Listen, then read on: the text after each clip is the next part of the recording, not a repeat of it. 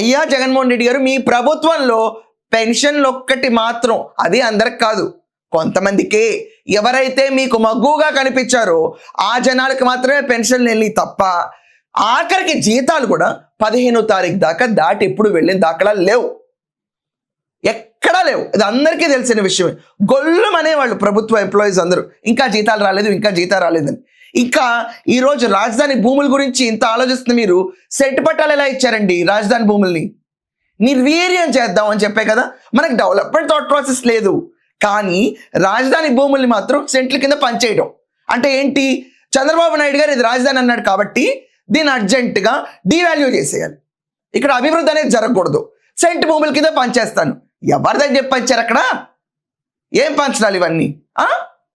ఈరోజు ఇక్కడ అదే జగన్మోహన్ రెడ్డి కూర్చుని రాజధానికి ఇటుక వేయలేదు కానీ ప్రజాభవనం కోల్చడంతో మొదలుపెట్టిన నువ్వు ఈరోజు రాజధాని భూముల స్కాములు, దానికి కూడా ఏంటి స్కాములకి?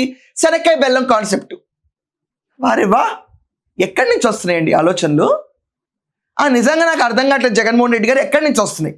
ఇదంతా కాకుండా 18 నెలల ప్రభుత్వం ఫామ్ అయిన తర్వాత 1000 కోట్ల దాకా రైతులకు ఇవ్వాల్సిన స్కీమ్లు ఉండగా వీళ్ళకి బెనిఫిట్స్ ఇవ్వాల్సింది పోగా ఏమీ చేయలేదు.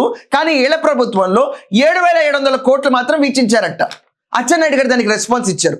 ఎక్కడ వీక్షించావు? 7,700 కోట్ల రైతుల కోసమా? అది కూడా నీ టెన్యూర్లోనా? ఎక్కడ?